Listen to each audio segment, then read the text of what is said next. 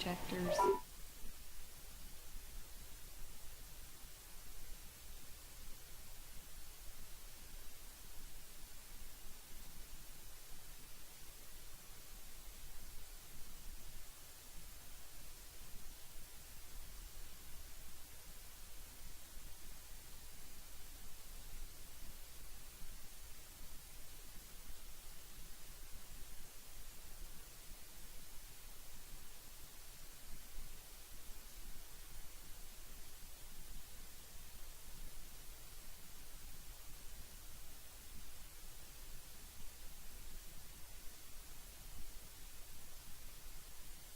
One, two, three, four, We have a quorum.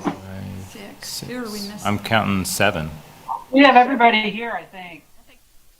Start right at 6, Kurt.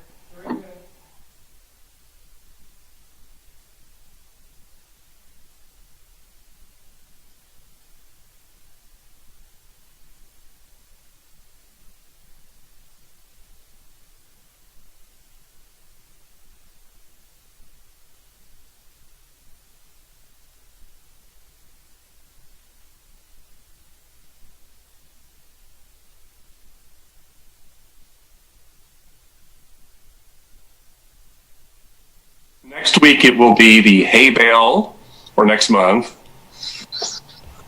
And then beyond that, who knows? Well, it is now 6 p.m., so I think we can go ahead and call to order the June 18th, 2020 meeting of the HRC. Kyle or Lynn, do you have opening comments? Kyle Kobe with Planning. I do. Thank you very much. Good evening and welcome to the June 18th, 2020 Historic Resources Commission meeting. My name is Kyle Kobe and I'll be facilitating the Zoom video portion of this meeting. With me here is Lynn Zollner, Historic Resources Administrator. She will work alongside the chair, who is on remote video, to facilitate the meeting proceedings. Currently, I have everyone muted so we can talk through the general ground rules for tonight's meeting. This meeting is being recorded and broadcast live on the city's YouTube channel and public access cable channel 25. During the meeting, please mute yourself by clicking on the microphone icon found in the lower left-hand corner of the Zoom menu next to the video icon. When you are muted, a red line will appear over that icon. This will make it easier for everyone to hear the meeting. Just remember to unmute if and when you want to speak. In the menu, you can also turn your camera on or off by clicking the video icon located next to the microphone icon. For the purposes of this public meeting, please keep your video on for the duration. If you are participating by phone, you can enter *6 to mute and unmute your phone. Somewhere on your Zoom screen, you will also see a choice to toggle between speaker and gallery view. Speaker view shows the active speaker. Gallery view tiles all of the meeting participants. A few reminders to ensure the provisions of the Kansas Open Meetings Act are met. Commissioners, you must state your name and title each time you speak. Members of city staff must also state their name and title each time they speak. I would also ask that the applicants and members of the public identify themselves each time before they speak to ensure that everyone is able to follow along. Individuals who signed up in advance to provide public comments remotely will be called upon by name. When called upon, please unmute your listening device and state your name before speaking. The chair will then call for in-person public comment for those who are physically present. At this time, we don't have anyone here. If anyone does arrive, staff will direct them to the podium to speak while following social distancing and safety protocols. All motions will need to be stated clearly.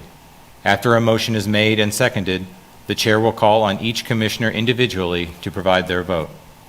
The chair will then need to announce whether the motion carried and the count of the vote. I want to again remind everyone to please mute yourself when you are not speaking, and I'll now turn the meeting over to Lynn Zollner, Historic Resources Administrator. Lynn Braddock Zollner, Historic Resources Administrator. Before we get started this evening, I just wanted to introduce Sarah Holder. She's a new commissioner for the Historic Resources Commission, and she comes to us from a varied background. Much of it is in preservation, both physical preservation as well as doing 106 work for the State Historic Preservation Office. So welcome, Sarah, and I will turn it back to Commissioner Meyer.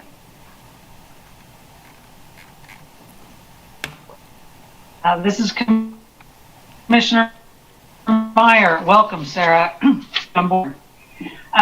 First item of business is general business, and the only item of general business right now is attendance.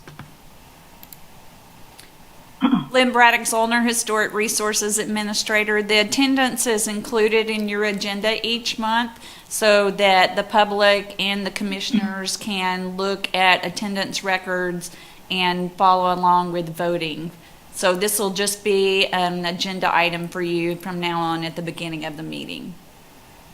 No action is required.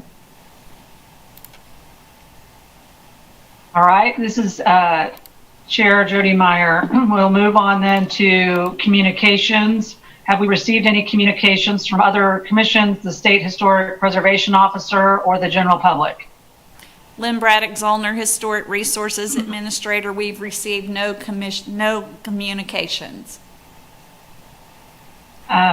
This is Chair Meyer. Is there any disclosure of ex parte communications for any items on the agenda this evening? Okay. I will take that to mean there are no disclosures of ex parte communications. Are there any declaration of abstentions from specific agenda items by any commissioners this evening? All right. Seeing none, then I will move on to committee reports. Lynn Braddock Zollner, Historic Resources Administrator. The Architectural Review Committee did meet a couple of times since our last meeting, and they will report that to you. It was for 714 Vermont Street, and they will report that to you during that agenda item this evening. Thank you. This is Chair Meyer. We will move on then to the consent agenda, specifically reviewing action summaries. So I think we have the first action summary, which is February 21st of 2019. So we need to approve that action summary, I believe.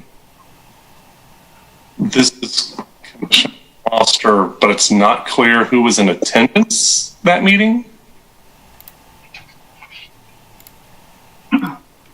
Per the spreadsheet and per the meeting summary itself? Or could somebody direct me to the correct page?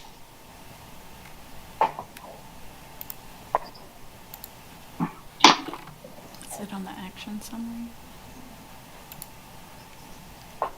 I've got it pulled up right here. I'm looking to. Seems like this was our issue last time.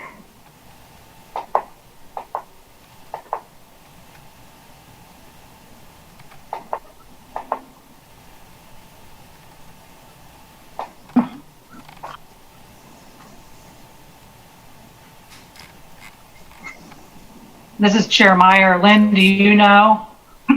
Lynn Braddock Zollner, Historic Resources Administrator. I know, I believe it was just from this commission members, a couple of you weren't on the commission at the time, and it was Brenna Buchanan Young and Dave Evans that were at the meeting. But we can double check that and put this back on for your, we'll go back and listen to the minutes and put this back on for next month, just to make sure.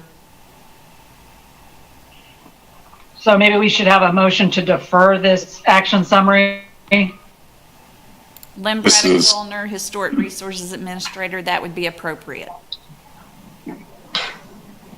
This is Commissioner Foster. I will move to defer the February 21, 2019 action summary to our next meeting.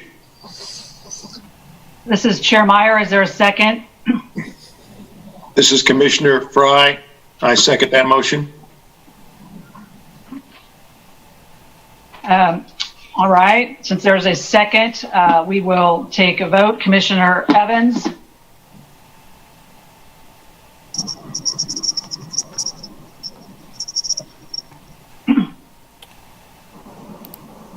Kyle Kobe with planning. I'm showing Commissioner Evans is in the meeting, but it looks like there might be some technical difficulties going on right now. Okay. Commissioner Holder? Aye. Commissioner Holder, aye. Commissioner Buchanan? Commissioner Buchanan, aye. This is Commissioner Foster. I think you have to have been in attendance in the meeting to vote on approving the summary.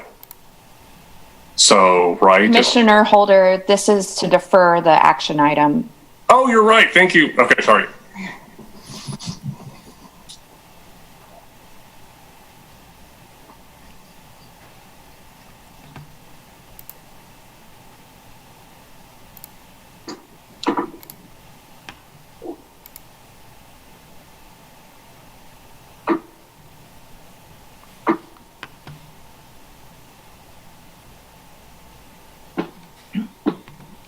Sorry, I just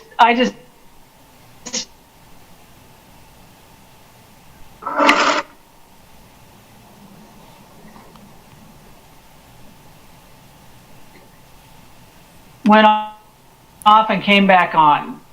So I'm not sure I heard the last part. This is Commissioner Foster. I was mistaken to what we were actually doing, so I have been since corrected. Okay, so I think I had asked Commissioner Fry for a vote. Did we get a vote from Commissioner Fry? The vote is aye from Commissioner Fry. Commissioner Foster? Yes. Commissioner Irby? Commissioner Irby, aye. And Commissioner Meyer is aye. Is Commissioner Evans back on? Kyle Kobe with planning. I'm showing him in the meeting, but it does not look like he's connected to video or audio. I think his device might be connecting right now. He just rejoined a moment ago. Lynn Braddock Zollner, Historic Resources Administrator. You can go ahead on this, finish up this vote, and then Okay. when Commissioner Evans gets back in, we can rope him back in with the next item. Okay, well, I guess we can just say the motion carries 6-0. We'll move on then to the May 21st, 2020 action summary. Is there a motion? Commissioner Irby, move to approve. Is there this is Chair Meyer, is there a second? Commissioner Foster, I second. All right, we'll take roll call here. Commissioner Evans? Still not there. Commissioner Holder?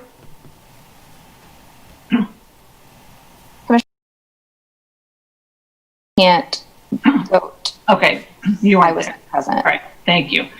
Commissioner Buchanan? Commissioner Buchanan, aye. Commissioner Fry? Commissioner Fry, aye. Commissioner Foster?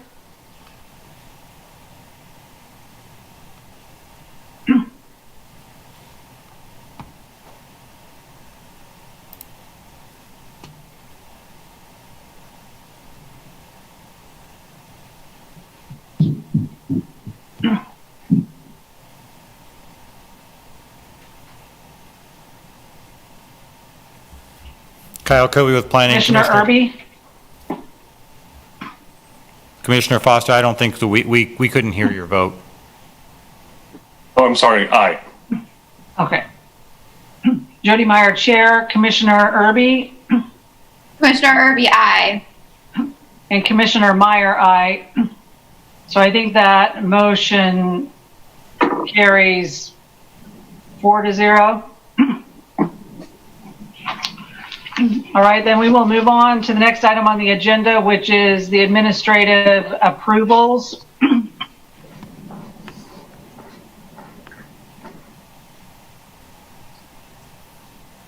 And is there any discussion about the administrative approvals? This is Commissioner Fry. I move to approve.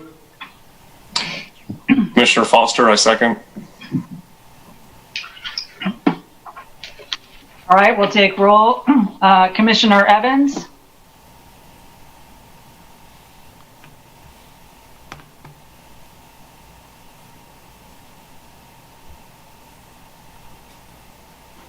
Kyle Kobe with Planning. Commissioner Evans, I don't think we have an audio connection, but we do have a visual connection with you right now.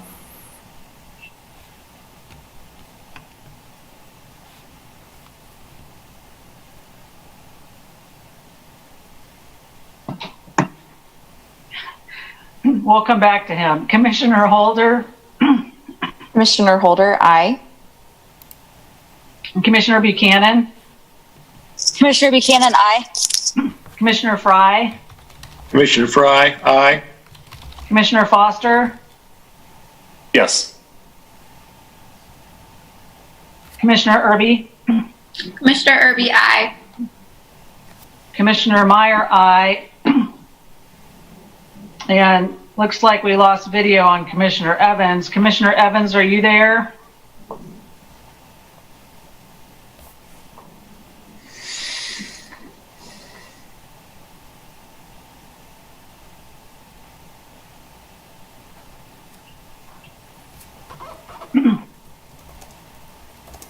Kyle Kobe was Planning. I think that his connection has, we've lost connection with him again. I will coordinate with him via email as best I can to try to get him back in the meeting. Okay, this is Chair Meyer. Can we go ahead with the vote and move on then?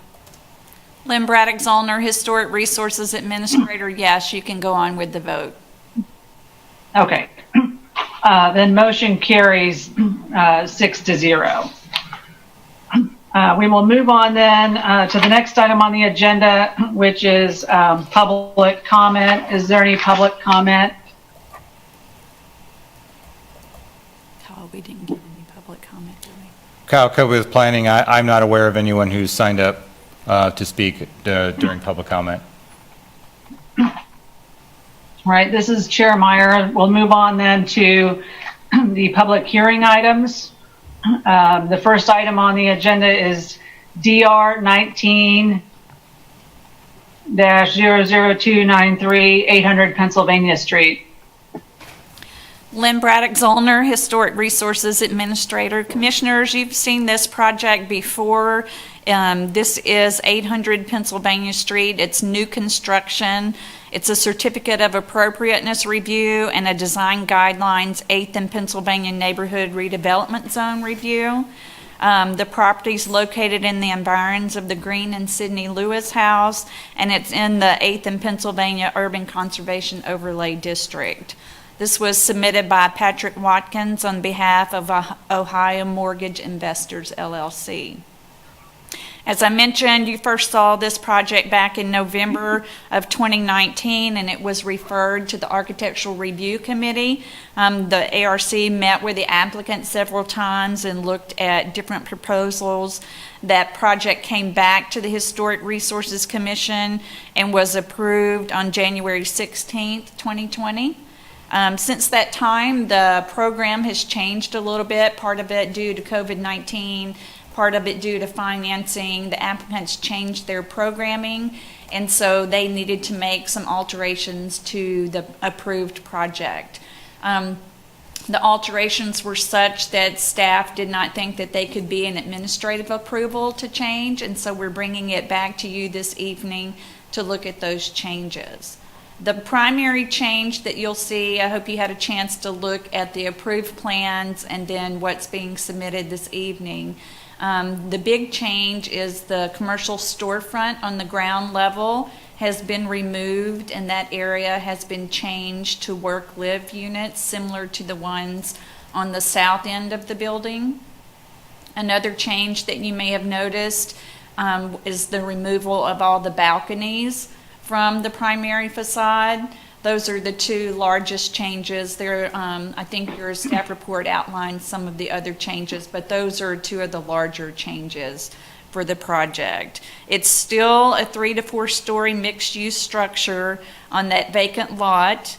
And it will have 10 work-live units now and 47 residential units on levels 2 through 4. The structure is still approximately 240 feet from north to south and approximately 71 feet from east to west. With that, I'd be happy to stand for any questions that you might have. This is Commissioner Foster. Lynn, we're not doing presentations tonight due to some sort of technical issue, is that correct? Lynn Braddock-Zollner, Historic Resources Administrator. We're not doing screen sharing at these meetings right now. That may be something that we bring into future Historic Resources Commission meetings. But this evening, we're not doing screen sharing with those presentation, the slides. Okay. Lynn Braddock-Zollner, Historic Resources Administrator. If you have something that you want to point out, you can always direct other commissioners to that page in the packet or the drawing that you're referring to, if that's helpful. This is Chair Meyer. Sorry you lost me for a minute. I disappeared. I had some bad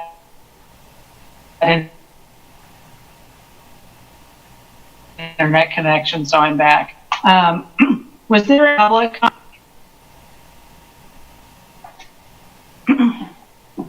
Kyle Kobe with planning. I'm sorry, could you repeat your last, we lost the last bit of that.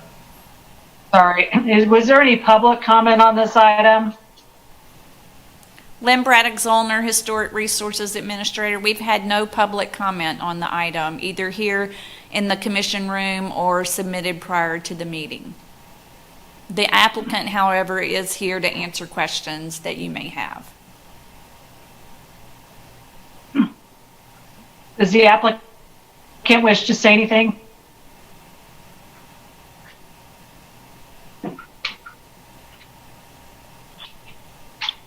Hello, this is Jason Galton. I'm with H2E Architects. I am part of the application group for this project. I'm really here just to answer questions. I think Lynn summed everything up pretty well. We had a few changes, and to keep it short and sweet and keep everybody's time in mind, I'm really just here to answer questions.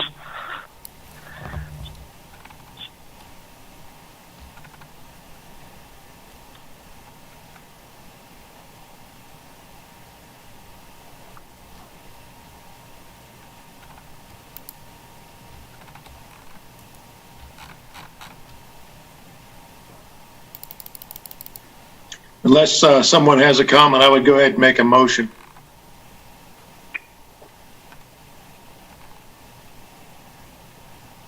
Hearing none, in accordance with Chapter 22 of the Code of City of Lawrence, the standards of evaluation, I move that the commission find that the proposed project will not significantly encroach on, damage, or destroy the landmark and issue the certificate of appropriateness for the proposed project.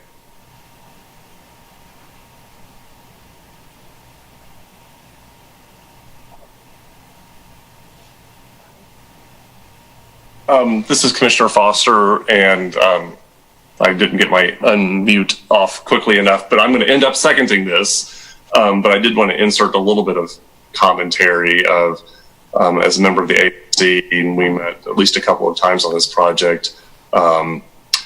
Couple of comments. The disappearance of the first floor storefront in that we're so used to in our downtown areas, and even in some of the buildings in this district, and even more perhaps architecturally impactful is the disappearance of the balconies and the visual relief that contributed is disappointing. And then those conversations that were happening over the winter during the approval process, I think the ARC and even the full HRC felt some amount of pressure of time was very much of the essence due to financing restraints.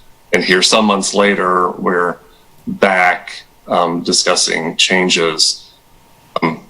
All of that said, I still find the design acceptable, certainly less than what it was. I can imagine if we truly had all of these months to discuss design, what other advances could have made if the discussion was allowed to continue, and apparently it needed to continue. All that said, I will still go ahead and second the motion.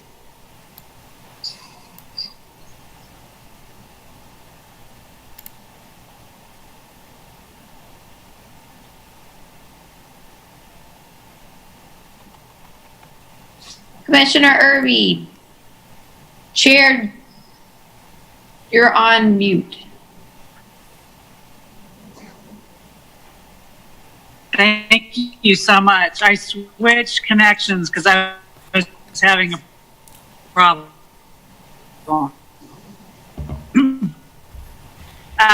There's been a motion, so we'll take roll call.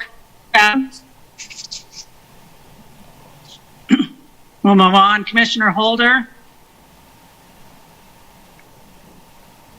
Commissioner Holder, aye. Commissioner Buchanan?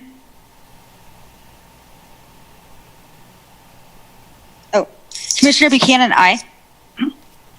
Commissioner Fry? Commissioner Fry, aye.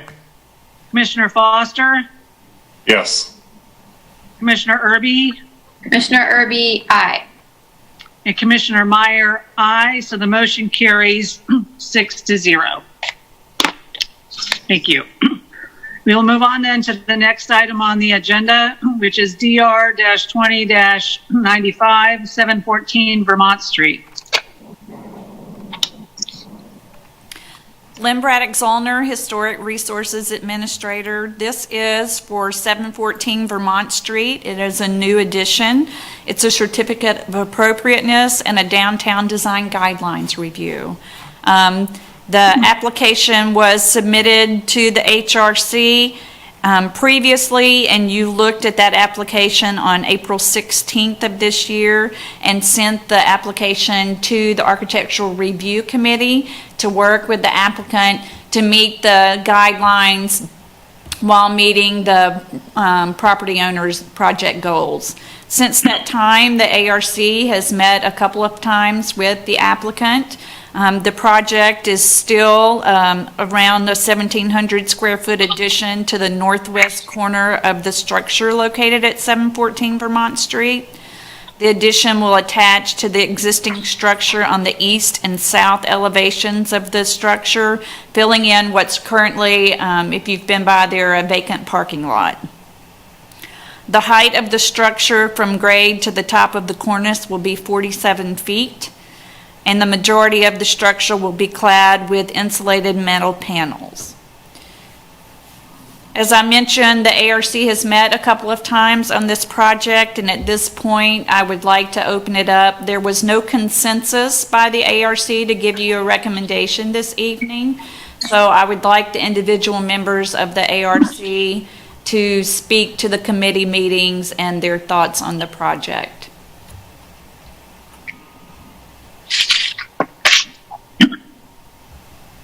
All right, this is Chair Meyer. Do any members of the ARC wish to comment? This is Commissioner Foster. I'll go first. Hopefully, the other two members can weigh in, because as Lynn mentioned, there was a great diversity of thought and very much no consensus, which I think was probably a bit frustrating to the applicant. So I represent I guess, far side of the ARC that does very much do not recommend the proposal. I think a largely monolithic metal panel building, and particularly of this type of metal panel, is inappropriate to downtown. Spent decent amount of time walking around this site and looking at other structures downtown, especially those that have been approved, in sort of more modern times. I only could find 2 contemporary structures that were not predominantly masonry that have been approved downtown. One of those is at the corner of 7th and Massachusetts, the building that Starbucks is in, a largely stucco or an artificial stucco product that has some color changes, some relief to it, but I think is largely an unsuccessful design solution. And then the 800 New Hampshire, or 800 Lofts, the former Pachamama's building that was expanded 4 stories up. That also is a design solution that doesn't incorporate masonry, but has a great variety of material, of color, of texture, of movement in and out of the building. It is a complex and intricate design that, when looked in the overall view of New Hampshire, particularly the east side, which is a line of multi-story, mostly residential development, I think is, over the years, has been a very successful design solution with that, again, that embraced a wide variety of design sort of attitudes. The proposal we have in front of us is, to me... Chad, I would like to interrupt a moment because I've been having trouble with audio and I just got it. So I apologize for interrupting. Okay. Welcome. Have you been able to hear? No, I have heard nothing. Okay. I'm not going to start over. You will have an opportunity here soon as part of the ARC report, I believe. Pardon me while I plug in power. Battery's running low. I think, in my opinion, the proposal is more towards the example that 8th in Massachusetts, the Starbucks building presents, and is not so close to a more successful solution. I do not believe the material is correct. I don't believe the design solution is appropriate yet.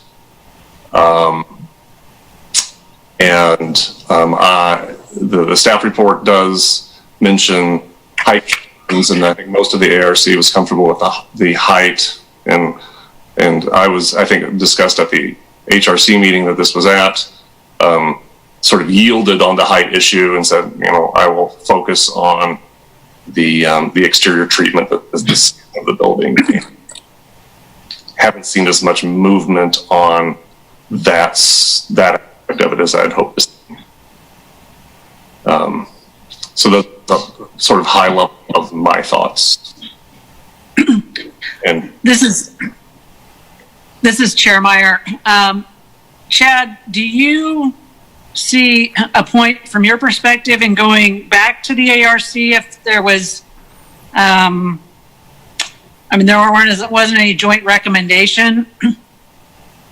That would not be my recommendation. Yeah, I think, unfortunately, I would suggest that the full HRC kind of act as the ARC's typical role and have a lot of discussion and be able to give the applicants some clear direction, because I think there's a lack of that right now. All right, this is Chair Meyer. Thank you. Any other ARC members wishing to comment?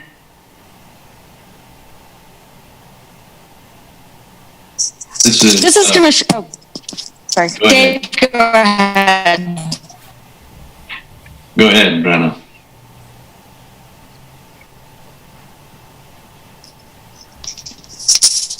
Okay. This is Commissioner McKinnon. I feel that I understand where Chad's coming from. I'm the one that's kind of in the middle where I get both sides. But I do believe that because the location of this project, the AT&T tower, the modern it. So we have the library, the post office, even the firehouse and the have a very different feel. And I think because this is an addition to an existing structure that's a mid-century, actually fits better and is more appropriate in this kind of more modern proportion scale materials.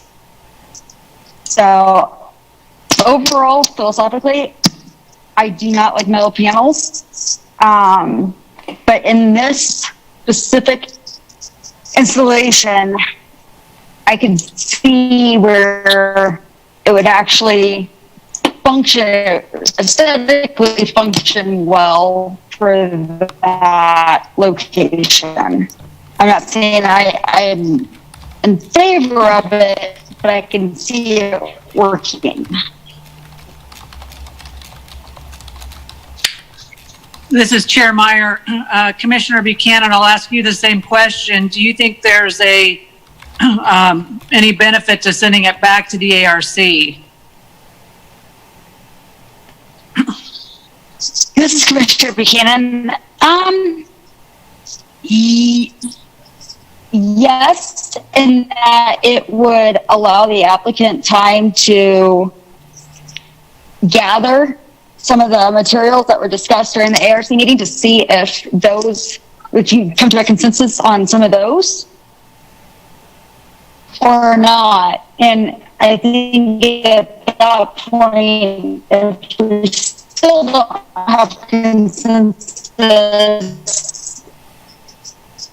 then the ARC would have to come back with a all of us saying yay or nay that whether or not we would recommend HRC approve or not.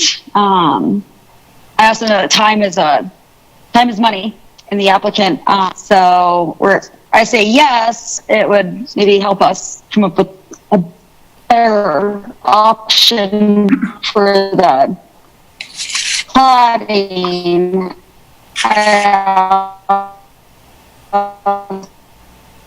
So see it not benefiting the applicant.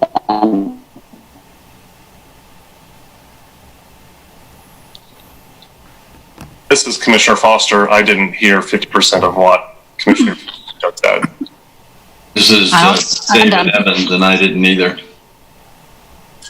Commissioner Irby, is it possible to use the chat if the audio is not functioning? Can commissioners type comments in the chat? Kyle Kobe with planning, I think we would want to avoid that as we would need the audio component for anybody who is following along that does not have the video. And if they didn't have that, I think that they would also not be able to follow along through like a text stream. We could maybe facilitate like if it was like a vote, maybe just a yes or no that we could relay, but I don't think we could do a full conversation.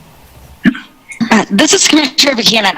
Since I just now got to our destination and I got my computer up, I'm going to jump off and jump back on, and hopefully being connected to the internet is going to help my audio quality and video. Give me a second.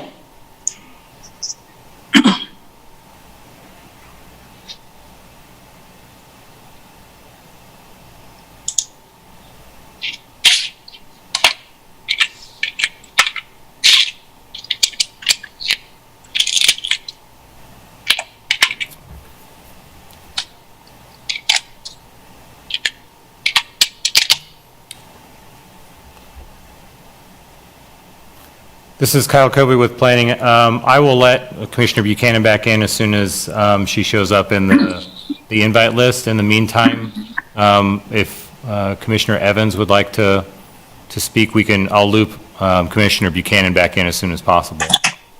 Okay. This is Dave Evans.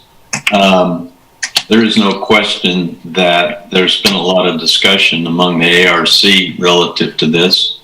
And I think it's fair to say that Chad and I disagree, and I respect that, and I hope he respects me.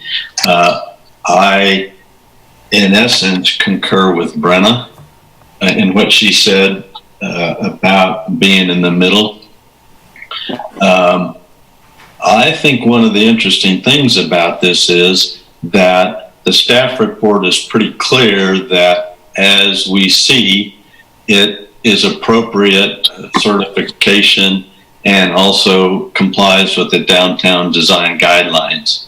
So we're in sort of a mid area where it's really difficult to rely on either one of those, which we traditionally do rely on. I also think that we owe the applicant some respect in terms of what they are interested in doing, as long as that the design complies with both the downtown design guidelines and the certificate of appropriateness.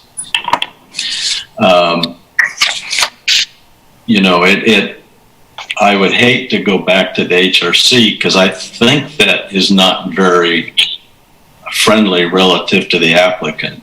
And I think we couldn't have asked for any better applicant in terms of listening and working with us and open to all kinds of options. So I would hate to go back to the HRC, and it's a lesson we've probably learned that we shouldn't bring anything from the HRC until we have voted on it as the ARC.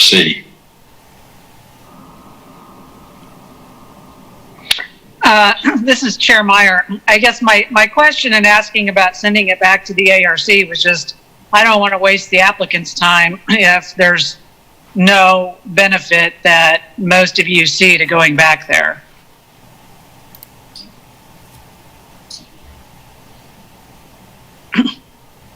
Which it sounds like 2 of 3 of you believe that there's not.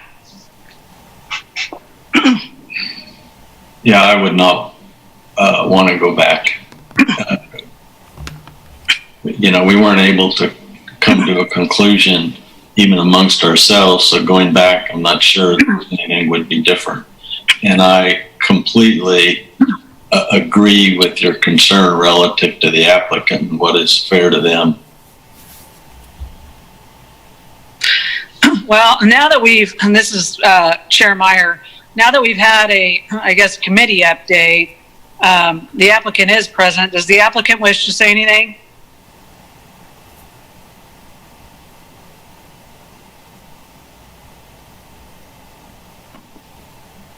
Hi, this is Letitia Cole with Paul Werner Architects.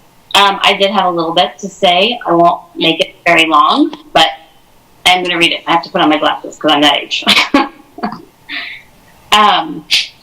So the last time that we were at the HRC in April, the action items, as I understand it, were, we were recommended to the HRC to discuss the height, the lack of storefront at the ground level, the vertical fin that we had originally, if you remember that, we've had a design. I don't know if you guys, the other 3 members, have had a chance to see all those different renditions that we did, but so the vertical fin, and then the building design above grade at the ground level, specifically at the time, the lack of fenestration.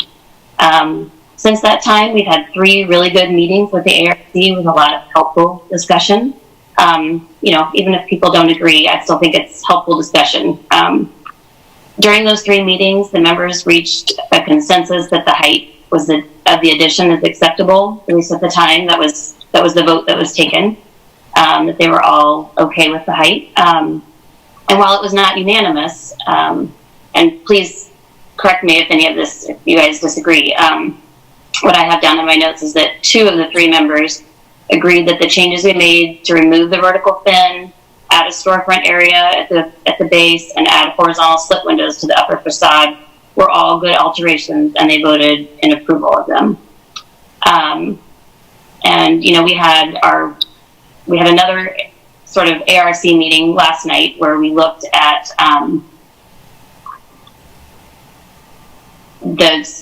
samples at the building, you know, so we could kind of see full scale samples of them.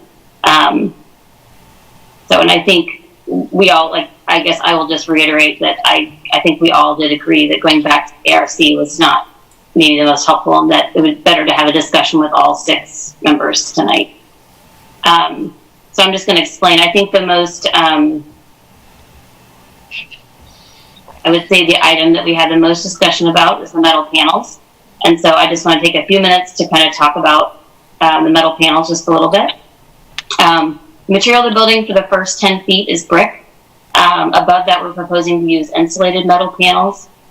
We've gone through a lot of different variations of how the panels can be arranged and many different colors and texture options. When we met last night, to see the panels against the existing building, it seemed to me that the ARC members were again in approval of the metal panels in sort of a 2-to-1 vote. Maybe Brenna's sort of not quite a yes, but she seemed to be almost a yes. She could kind of comment on that. We feel like insulated metal panels are the best, or a good material for this building, since the insulation is all on the exterior of the structure, which is, of course, the most efficient way to insulate. And it also allows the building to remain wide open on the interior and just sort of have an exposed look. I do understand that we're in the environs of the downtown district, but I do not think that the fact that other buildings don't have metal panels yet is a reason not to use them. I feel like we always need to be looking for new materials, new ways to use them, and blend them in with adjacent and nearby buildings. We're using the pattern of the metal panels and the horizontal slit windows to complement the horizontal language of the existing building, in our opinion. So I did want to comment, one of the things that was brought up in last night's meeting was the possibility of making using metal panels that maybe look a little bit more like a car dealership, with the exposed, the accented reveal. And I know, Chad, you brought that up, and I know that I want to be fair and that you still don't like metal panels, but maybe that was a plus. So I did a little bit of research. We can definitely get insulated metal panels with a reveal in both the horizontal and the vertical joints. The joints can be anywhere from a 1/4 inch to 3-inch reveals. So I don't think we want 3-inch reveals, but just to say, if that helps in the discussion, we can get that look out of the panels that we'd like to use. So that's all I have. I'm happy to answer any questions.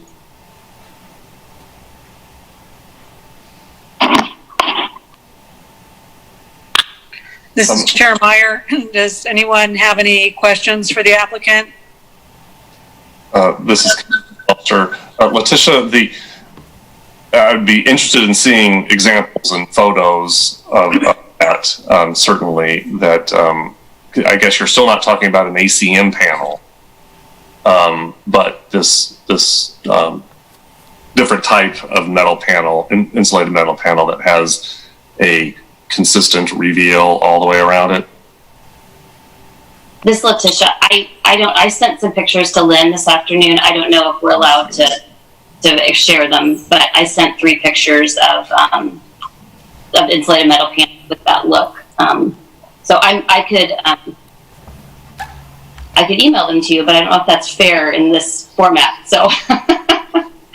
Yeah, this is Commissioner Foster. As an aside, I want to have some sort of separate conversation of why visual tools have been taken away from us. It's hardly productive, I think. But that sounds like that might be a good direction. But again, I couch, and this is Commissioner Foster, I couch that I can't imagine a 100% for above the 10 feet mark, 100% metal panel exterior ever gaining my vote.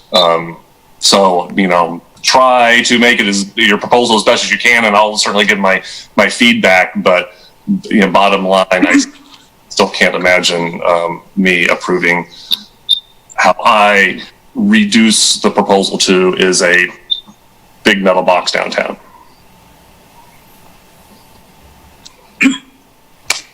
This is Chair Meyer. Are there any other questions for the applicant?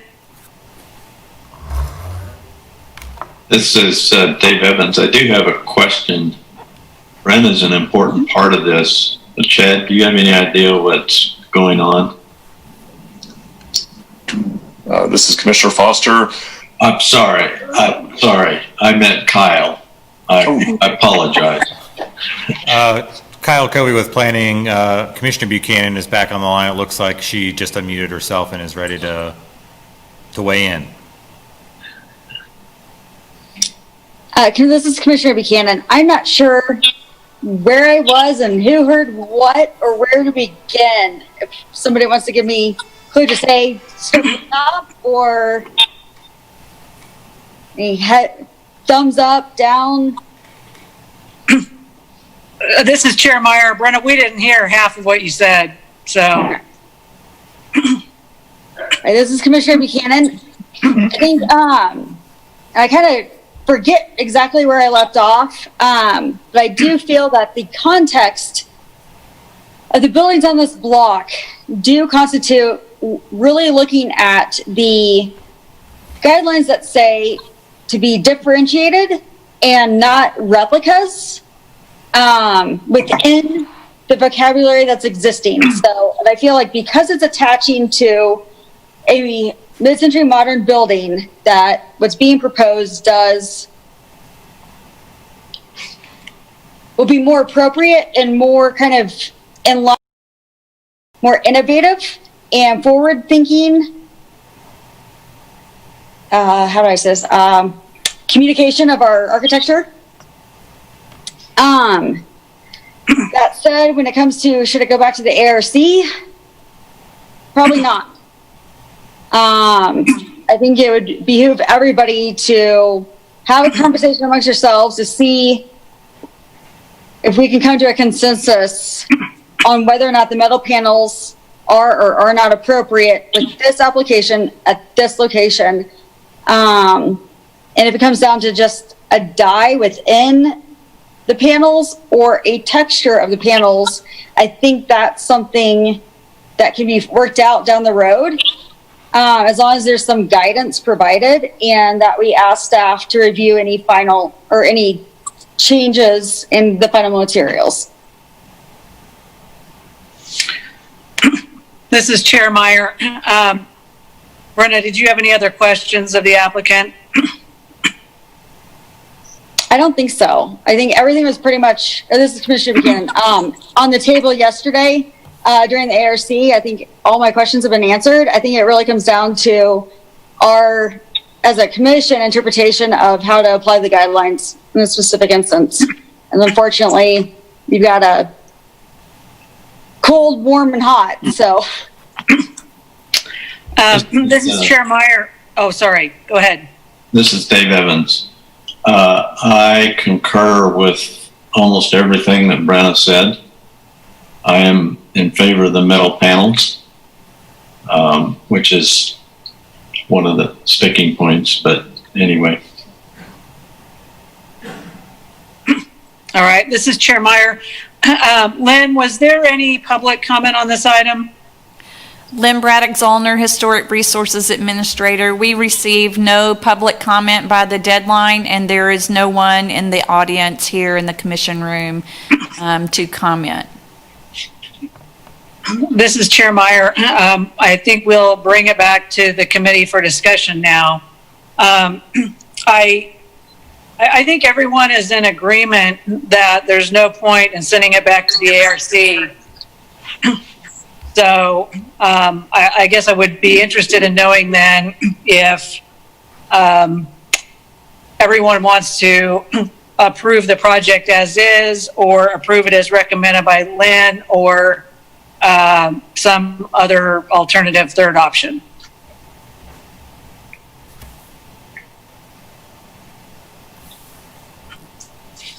And I'll tell you my take on it, which is I don't like the metal panels either.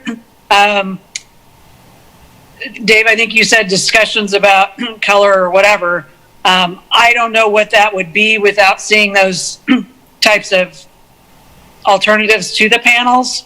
So that's my 2 cents about it.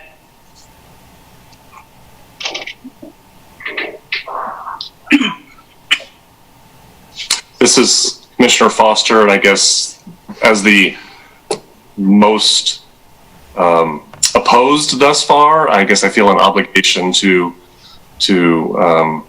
make some suggestions of what direction to go in.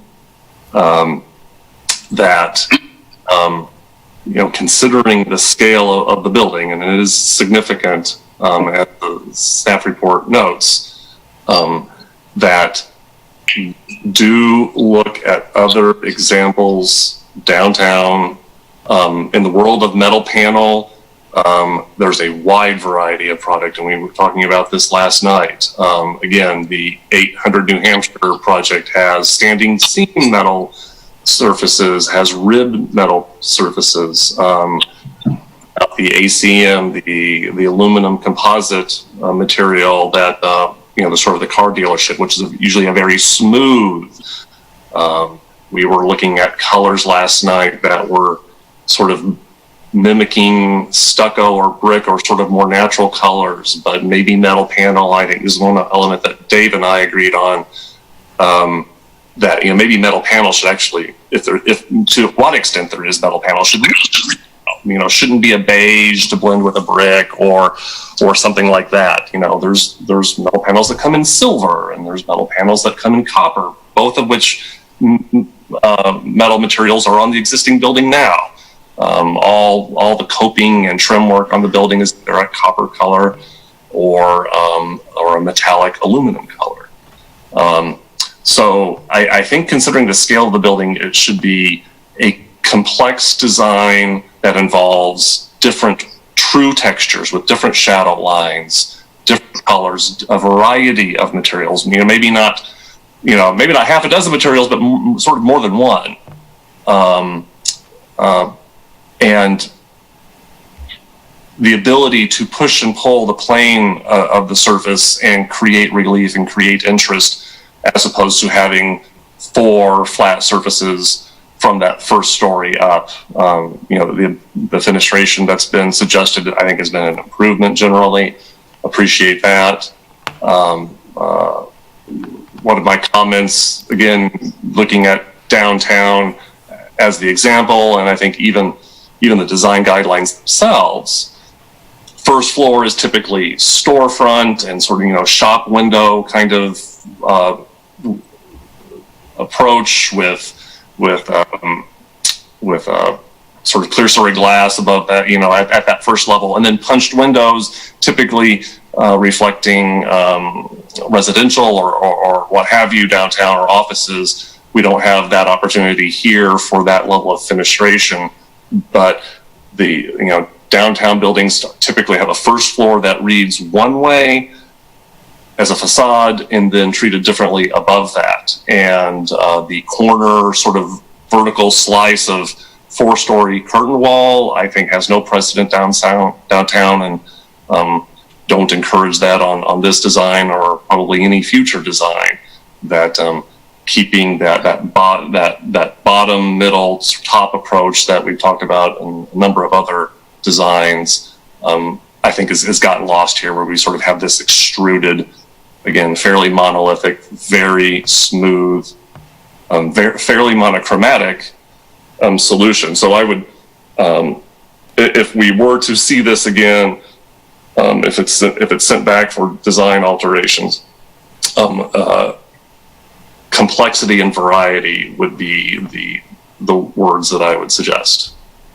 This is Commissioner Evans. I would like to read something out of the design guidelines. These architectural and urban design guidelines are not meant as a checklist for good design, nor are they meant to apply such a stringent manner as to prevent creative design alternatives.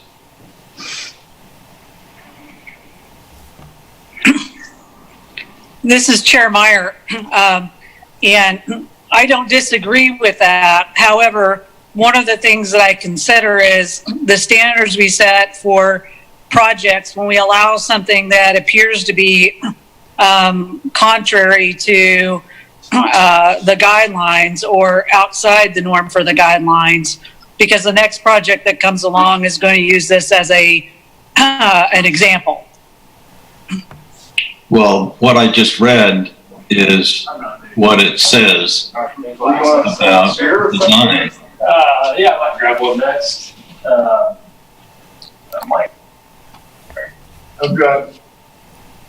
And this is Commissioner Foster. Dave, I think that, that line or two from the guidelines is a great, great justification for what we approved for the library a few years ago. I was part of that, and absolutely no regrets supporting that very adventurous and creative and differentiating design, which I think was very appropriate for the library. I think, would be appropriate again for large scale civic structures. I have a completely different attitude towards a private proposal. And as Commissioner, as Jody was saying, and the potential precedents for the future. This is Commissioner Buchanan. I'd like to respond to some of what Chad's saying, and this is, I would almost always echo what Chad's saying. I think this is the one time that I'm not going to do that. I just feel like because it is a mid-century structure, it doesn't follow that two-part commercial block that we do see downtown, where you've got your typical three-part commercial storefront with a bulkhead, and then a kind of some sort of delineation, nameplate of sorts, and then fenestration that's different. I do feel like the way the commercial front windows really do work well with what's existing. They kind of pull it around. I think the monochromatic portion of this, when I was really looking at what's going on the street. If you look at the AT&T building, it's just beige with a little darker brick for its base. You've got the AT&T tower, or Gravo's tower, whatever you want to call it, with an even darker brick, but still in that kind of warm, muddy beige color. The only thing that's not warm or muddy beige is the post office, which is the typical, kind of robin's egg blue, mid-century modern with kind of silver details. So I feel like the colors that are being proposed do reflect what's happening in its immediate view sheds and what it's immediately communicating with. And I can't believe I'm making the argument for this, but I really do feel like this is a time that the guidelines, we should highlight the portion of the guidelines that say make this be innovative and push, because it's attaching to something that doesn't fit the mold. And if we try to make something that attaches to a mid-century modern building that reflects a vernacular, turn of the century structure, it's just going to be off. And I think it's not going to really support that block as well as what's being proposed. That's why I'm being more lenient with metal paneling, for time, and really considering it, because I feel like the overall design is kind of allowing for that, and what's existing, they've done a really good job of kind of working with what's to the left, what's to the right, what's across, and what's immediately discernible when you're experiencing that block. So that's my 2 cents. I feel like this is the time to, that very last, it's always that last little sentence in the guidelines to say, we should not prevent innovative, we should actually encourage it. So this time I'm going to lean that way.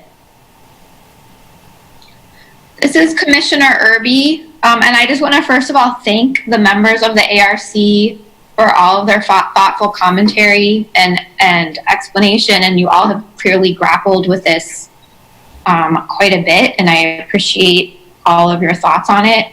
I'm not an architect. I don't know very much about metal paneling.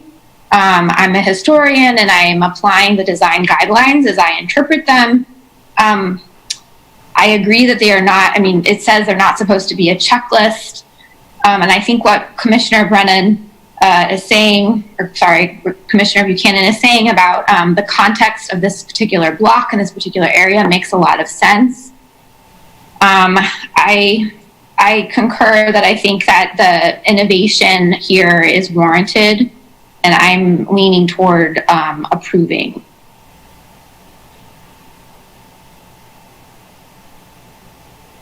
This is Commissioner Fry. I also agree that the innovation in this particular location is warranted. I don't think this would work at other locations downtown necessarily, but considering the surrounding buildings, I think it works. I would want to be clear about the height, and that we're sort of making an exception here because of the context of this particular building, and I'd want to make that very clear in our motion and our minutes. This is Commissioner Buchanan. I agree with the issue on the height. I think it should also be clear that it doesn't exceed our anchor buildings, which would be like Eldridge. Obviously, hopefully nothing will exceed the Graybo's Tower. But let's also call out exactly the anchor buildings that we are kind of using as our do not exceed level. Oops.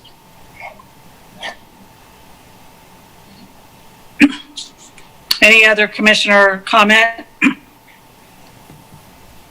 Commissioner Holder here. I agree with kind of the consensus that metal panels are warranted as it is described in the design guidelines. I think it is a time, given its setting, that the metal panels would be an appropriate way to differentiate from the existing historic materials. I would like to comment that if there's some flexibility to have the final materials given to Lynn Braddock Zollner for review when they are selected, if that would be appropriate, just to make sure they're kind of meeting our intent and from the discussion we've had today. I also would like to echo what Commissioner Irby just said. I never really had an issue with the metal panels. My biggest issue is actually with the height and massing. Because if we're celebrating that mid-century modern design, and the same reason we should embrace new materials that are differentiated and compatible, that particular building never really warranted a tall structure to be an addition. I do agree with Commissioner Young that the other buildings within the district and within the environs, we're giving an exception for this particular building. And I think it's really critical that we make that clear. Lynn Braddock Zollner, Historic Resources Administrator. I know we've had discussion about the metal panels. If you noted in your packet material, there were several options that the applicant had submitted, and I'll let the applicant go ahead and present which option that they would like. Staff had recommended option 11, I believe, and I know some of the members of the ARC also had preference to options, but as a commission, you would need to address which option that you're approving and not just the project in general. This is Commissioner Evans. I would vote or like option 11. We had a lot of conversation about those strides, and I think we came to a very good solution.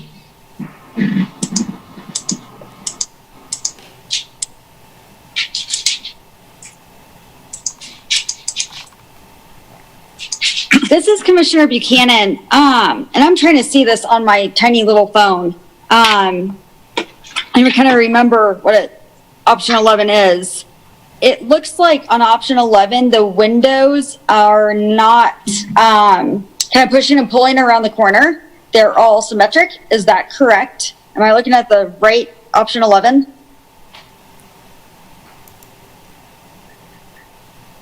This is Letitia. I'm just going to jump in. I'm not sure if I'm supposed to, but yes, option 11 is the one where they all line up.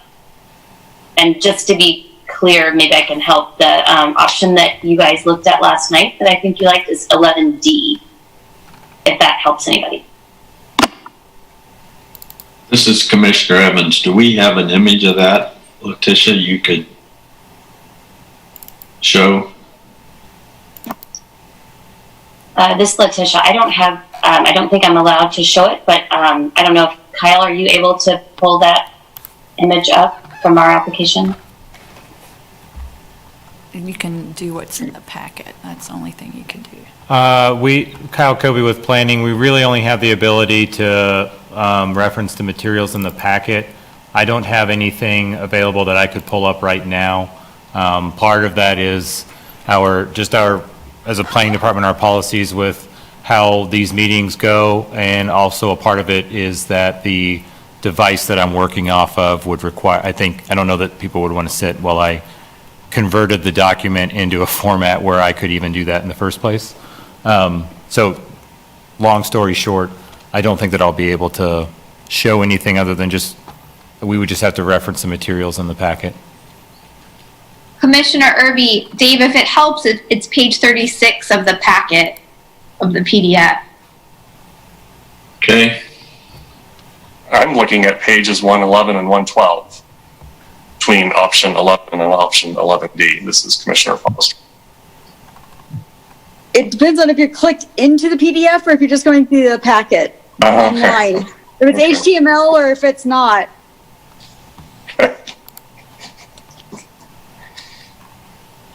Commissioner Holder here. If you're in the document on page 38, there wasn't a label for that particular scheme.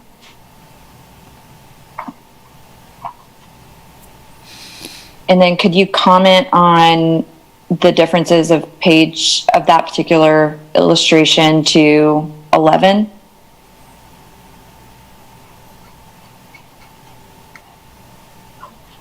This is Letitia. So the difference between 11 is where the those corner windows line up on the west elevation and the south elevation. 11D, those same four windows, they vary on the south. They vary where they start and stop on the south elevation and the west elevation. Does that help clarify? Yes, I see that, but in the packet, there's page 36 has 11, page 37 has 11D, page 38 has an unlabeled illustration that appears to be 11, and then page 39 has a different vantage point, and then page 40 has 14A. So I was specifically asking about the one on page 38. Okay. This is Letitia. Give me just a second. I'm trying to scroll to that page. I think the difference between the first and the third one is the third one is more of a running bond of the metal panel, and the first one is a stacked bond. The windows are the same between the two. It's the patterning of the metal panels themselves. Commissioner Foster, here again. Commissioner Holder, thank you. This is Dave Evans. Can you, Chad, again, say which one was the running bond? For some reason, I can't get all this up, but yeah, I will attempt to summarize. I think option 11 is, people holding close here, is stacked bond for the metal panels and aligned windows. Stacked bond for the metal panel and the more unaligned windows.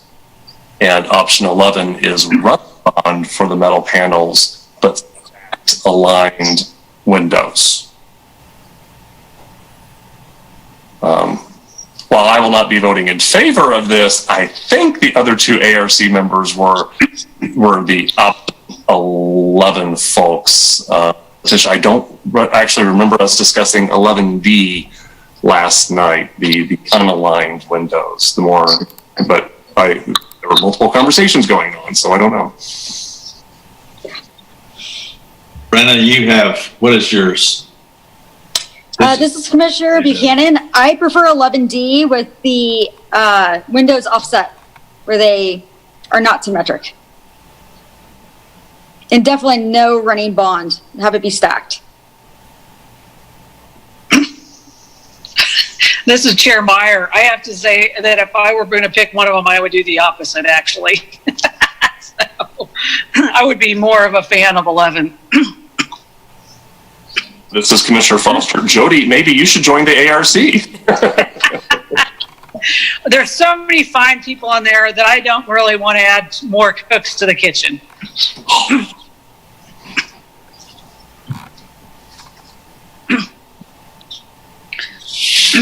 Well, I guess, I mean, we can sit here and talk about design. Is there a, I think the question is whether there's a motion to approve it and an option.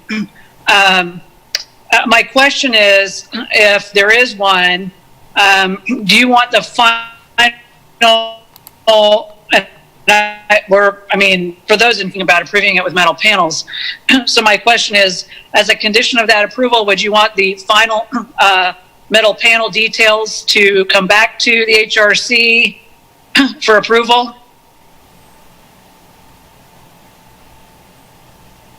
I would defer to the staff Commissioner Irby. I would just defer to the staff opinion, which is that staff recommends option 11. Oh, never mind. Yeah. All right. Without metal panels.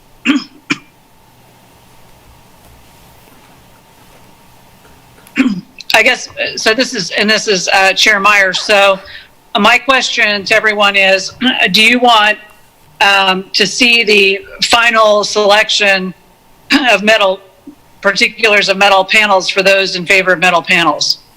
Or are you willing to approve it as is without that?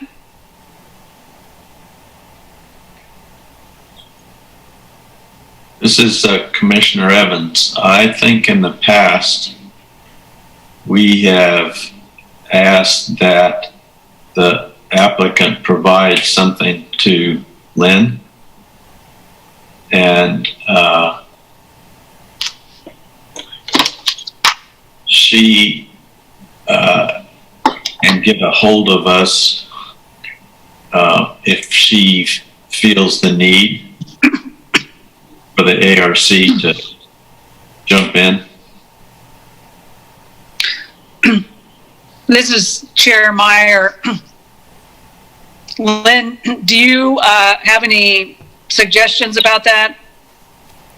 Lynn Braddock-Zollner, Historic Resources Administrator. We can't really have you approve projects with conditions. In the past, you have made motions where you approved a project and directed staff as to what types of materials you wanted to see and asked that that be an administrative review when the project comes in. So the commission has done that before. You have also had that same discussion where the materials would go to the ARC, but then that has to come back to the HRC.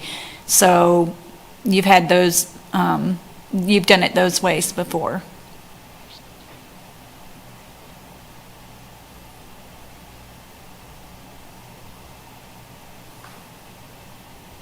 This is Commissioner Buchanan. Lynn, correct me if I'm wrong, but it seems like there's been, at least in the recent past, a number of projects where we direct staff to review final finishes. And if you're comfortable with it, you approve it. If you're not, you bring it back to the full commission. Say, does this really meet the intent of what's going on? it seems like that is a typical, instead of having conditions, typical way that we've addressed this. Lynn Braddock Zollner, Historic Resources Administrator, yes, you have approved projects before saying that the final building materials will be reviewed as an administrative review by staff.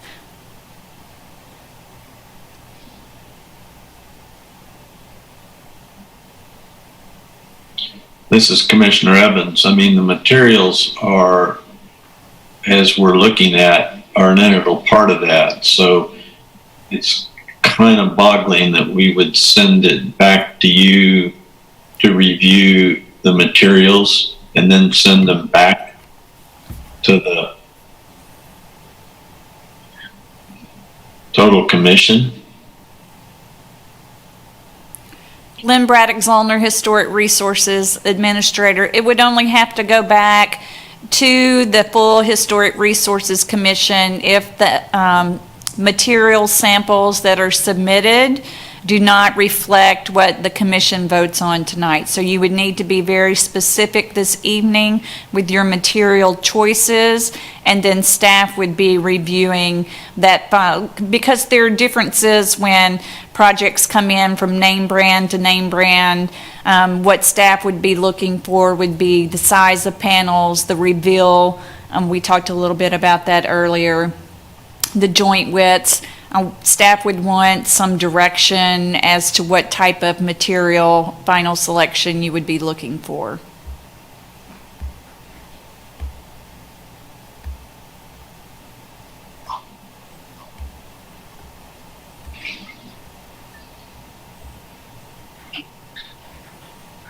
Is there any other discussion by commissioners? This is Commissioner Meyer. And if not, is there a motion by anyone?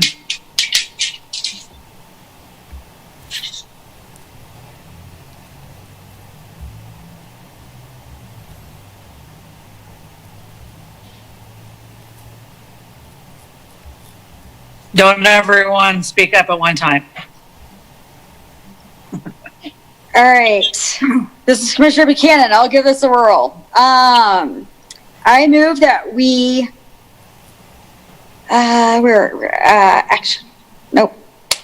approve the certificate of appropriateness in accordance with Chapter 22 of this Code of City of Lawrence, and make the determination that the proposed project will not significantly encroach upon, damage, or destroy the landmark, and issue the certificate of appropriateness.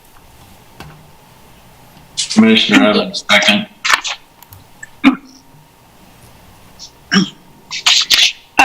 This is Chair Meyer. Brenna, my question was, are you recommending an adoption of an option, or just asking that we approve it with no recommendation of an option? Oh, I was gonna put that with the second motion when we direct staff to approve final finishes. But I think you're right. We should at least pick the shape form, this initial one. And I'm going to go with 11D.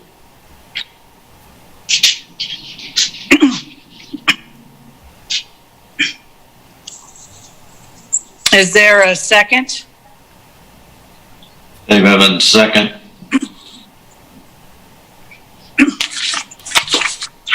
All right, we'll go ahead and, this is Chair Meyer, we'll go ahead and take a vote then. Commissioner Evans? Yes. Commissioner Holder? Commissioner Holder, I have a question. If I wanted Yes. a different option, do I say no to this motion? Yes. Okay, then no. Commissioner Buchanan? Aye. Commissioner Fry? Aye. Commissioner Foster? No. Commissioner Irby? Commissioner Irby, aye. And I, Commissioner Meyer, vote nay. So the motion carries on a vote of 5-2. No, that's not right. I think it was. All right then. Lynn This Braddock, is Commissioner Buchanan. Oh, we have another one, don't we? We have Lynn two Braddock more, Zollner, actually. Historic Resources. Yes, we do. Excuse me, Commissioner Meyer. Lynn Braddock Zollner, Historic Go ahead. Resources Administrator. I believe the count on that last vote is in question. If Was it 4-3? Commissioner Evans, Sorry, I have. Kyle Kobe with planning. I think that the dispute is whether the vote was 4-3 or 5-2. I'm sorry. Mr. Foster and myself voted nay. Did anyone else vote nay? Oh, we did. Commissioner I'm Holder sorry. voted nay. Commissioner Holder did as to the option. So I'm sorry, correct. You corrected me. Yes, the vote was 4-3 in favor. All right. Is there another motion regarding the downtown design guidelines? Well, I'd like to follow up on the first one. I'd like to this is Commissioner Buchanan, make a motion that we direct staff to review the final finishes and approve them administratively if they are concurrent with what we've decided tonight with our discussions. This is Chair Meyer.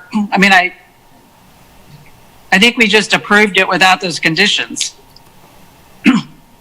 This is Commissioner Buchanan. I always thought we separated those two as a separate.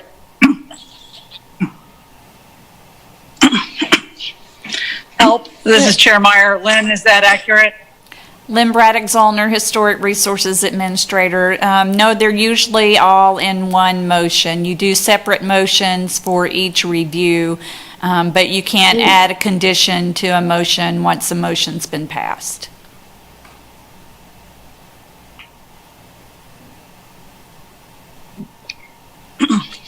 So how about this? This is Commissioner Buchanan. I make the motion that we find that due to the unique location and lack of historic development patterns, the proposed project meets the intent of the development and design standards in the downtown design guidelines for the downtown urban conservation overlay district.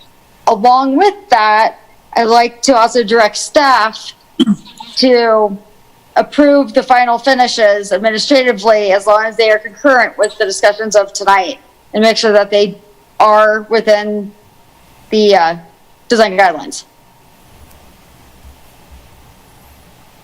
This is Commissioner Fry. I second that motion.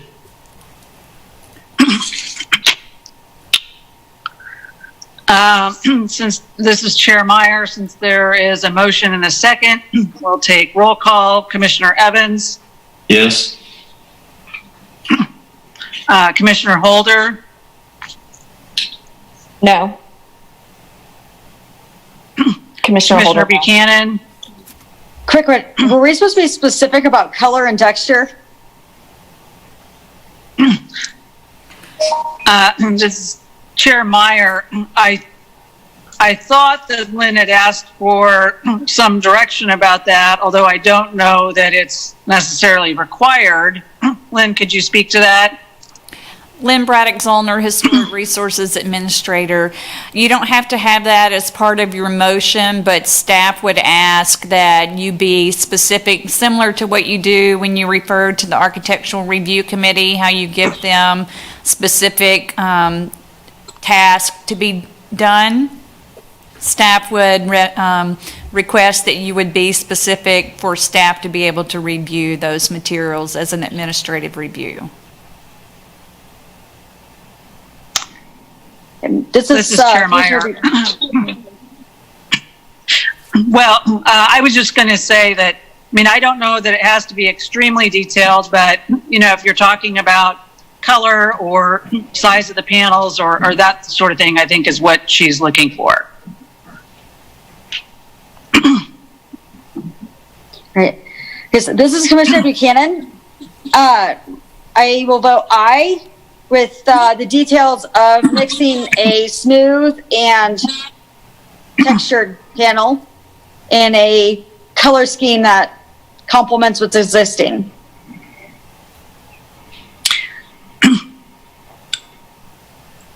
This is Commissioner Evans. We actually have panels we looked at. And I don't know how we can identify those, but that's what we ought to be doing, isn't it? So we looked at panels and came to an agreement. And I guess Letitia's not on anymore, so. Lynn Braddock Zollner, Historic Resources Administrator. Chair, you have a motion on the floor with a second.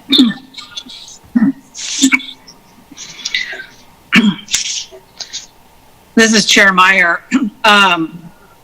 Do you want to withdraw your motion? Do you want to amend your motion?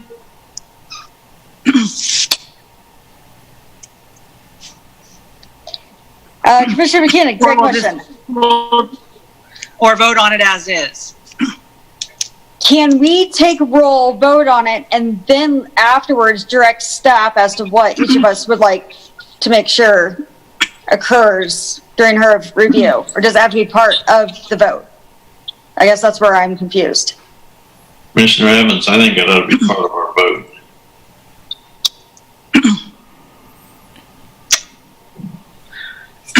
I think perhaps we should restate the motion so that we all know what it was. How about that?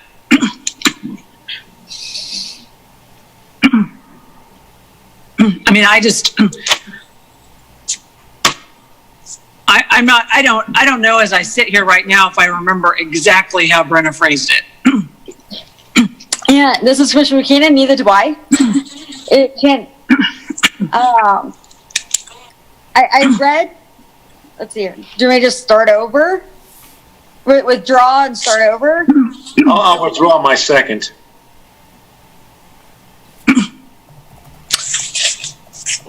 Lynn, do you have any guidance for us? Do you think we can just go ahead and add that language in since we've seconded it? Lynn Braddock Zollner, Historic Resources Administrator. Commissioner Fry withdrew his second, so Commissioner Buchanan can withdraw her initial motion, and y'all can go with a new motion. Okay, thank you. I didn't hear him. This is Commissioner Buchanan. I withdraw my original motion. And see nobody else jumping up, I will try to restate my original with the additional. So I make a motion that we approve the downtown design guidelines and find that due to the unique location and lack of historic development patterns, the proposed project meets the intent of development and design standards within the downtown design guidelines for the downtown urban conservation overlay district. In addition, I'd like to direct staff to administratively approve the final building materials in the, based on what was reviewed in person at the ARC meeting. I think whether it's that brand, I don't want to be that specific, but I think that those colors and that texture would be appropriate. Commissioner Evans. Okay, is there a second? This is Chair Meyer. Is there a second? I would second that motion. Commissioner Fry. Okay, we'll now take roll. Commissioner Evans? Yes. Commissioner Holder? Commissioner Holder, no. Commissioner Buchanan? Aye. Commissioner Fry? Aye. Commissioner Foster?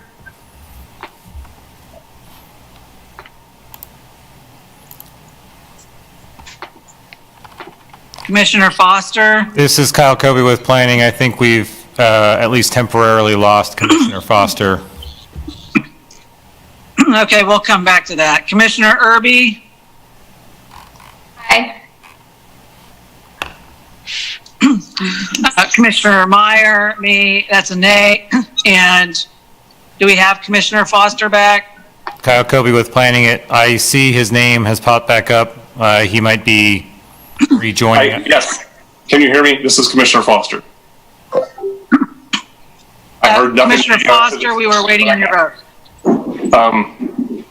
And I hate to do this to you, but I fell off, so I don't know what we're voting on. It's a pretty good guess it's no, but I did not hear the motion. I apologize. This is Chair Meyer. We were voting to approve it, meaning that the project meets the intent of the development and design standards, downtown design guidelines, No. in the overlay district. My vote will be no. Okay. All right, then. We've taken a vote. Motion carries 4-3. Thank you, everyone who was here for that project. All right. We can now move on to miscellaneous items, our favorite part of the evening. Number one miscellaneous items is SUP 20-155, special use permit for 1307 Massachusetts. Kyle Kobe with planning. The special use permit application proposes to amend the existing special use permit for the property, which was approved late last year, to add healthcare office, healthcare clinic to the list of approved uses. No other changes are proposed to the special use permit at this time. Typically, special use permits are not presented to the Historic Resources Commission. However, the Land Development Code states that adaptive reuse special use permits require review and recommendation by the Historic Resources Commission prior to the public hearing by the Planning Commission. Staff is recommending approval, is available to answer any questions on this. As I said previously, the only change that is proposed to the existing special use permit is the addition of the healthcare office, healthcare clinic use. The applicant is here and is available to answer any questions, and that is the extent of my presentation at this time. All right, this is Chair Meyer. I see the applicant is present. Would you like to say anything? Only if asked. Thank you. Okay. Lynn, was there any public comment on this item? Lynn Braddock Zollner, Historic Resources Administrator. We did not receive any public comment before the deadline today, and there is no one in the commission room this evening. Chair Meyer will bring it back to the committee for discussion. Is there any discussion? And if not, is there a motion?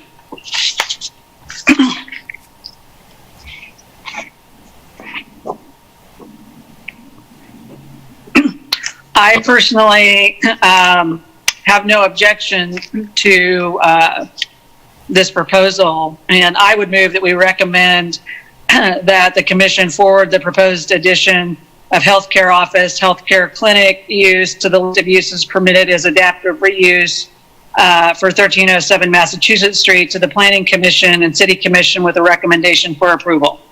Second. Is there a second? David Evans, second. Okay. All right, we'll take roll. Commissioner Evans? Yes.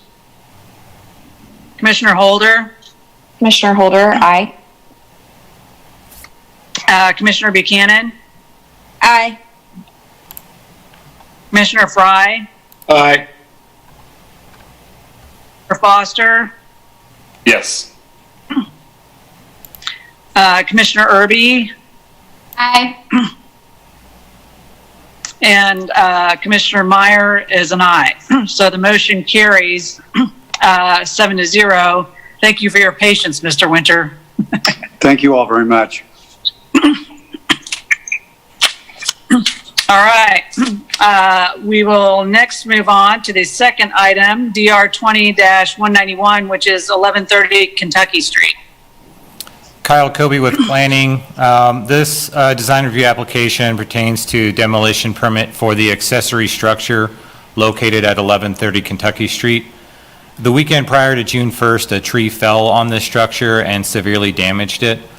Typically, demolition permits requiring certificate of appropriateness and that are located within the Oriad Neighborhood Overlay District would require review and approval by the HRC prior to final approval of the demolition permit. However, due to the extensiveness of the damage to the structure and the building official's determination that the structure was unsafe, the demolition permit was administratively approved by staff due to the circumstances that are outlined in the materials contained within your agenda packet. This item is before you for confirmation of the administrative determination. And as stated in the application, staff does not view this as an intent to set a precedent for this type of thing. This was an extraordinary circumstance that it was just determined based on the extensiveness of the damage that more rapid action was required on this than we would typically be able to observe. And I'd be happy to answer any questions anyone may have. All right. This is Chair Meyer.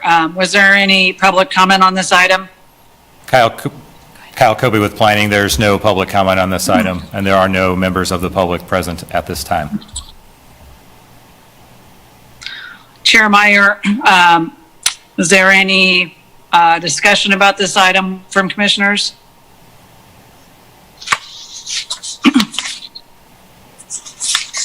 This is Or Commissioner is there a McKinnon. motion? I move that we approve or reconfirm this item.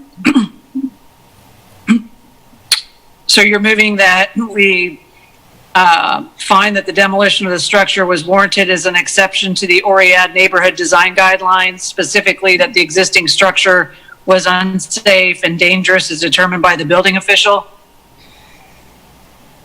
This is Commissioner McKinnon. Yes, ma'am. Great. Is there a second? Commissioner Irby, second. All right. I will go ahead and take roll since there's a motion and a second. Commissioner Evans? Yes. Commissioner Holder? Commissioner Holder, aye.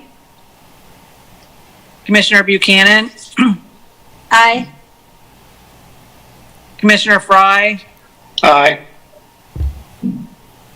Commissioner Foster? Yes. Commissioner Irby? Aye. Commissioner Meyer and I. So that motion carries 7-0. Any other miscellaneous matters or other matters? Kyle Kobe with Planning.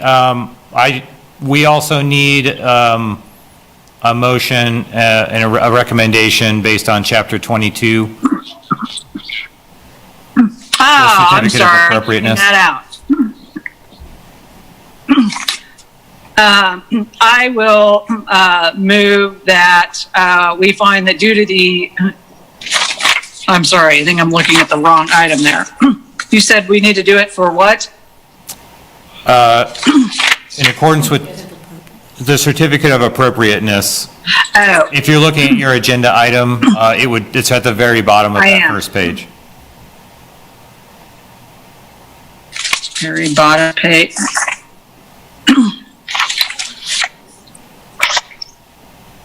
Did you say in accordance with Chapter 22? I didn't say that part. Kyle Kobe with Planning, that is correct. Okay, this is Chair Meyer.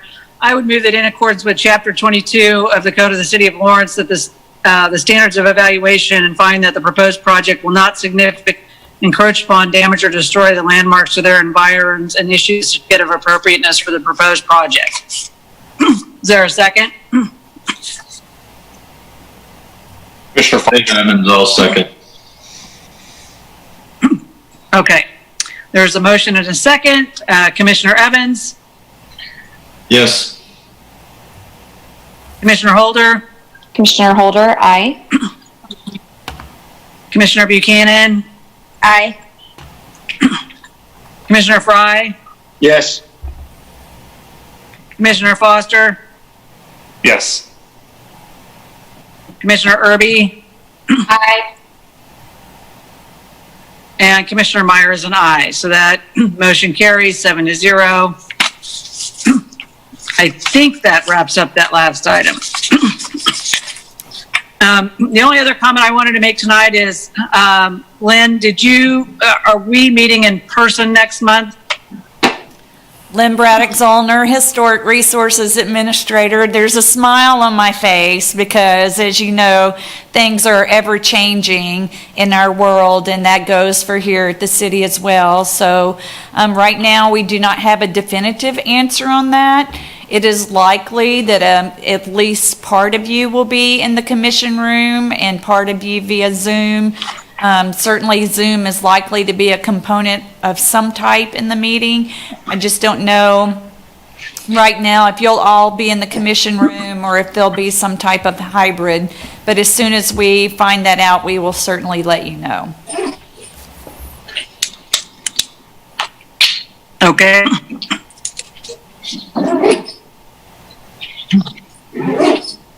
Any other comments, or is there a motion to adjourn?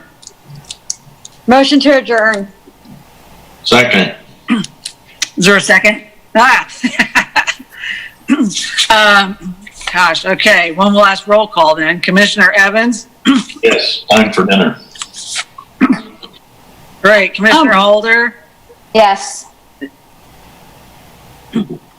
Commissioner Buchanan? I'm going to say yes, but I don't think we have to take roll call for adjournment.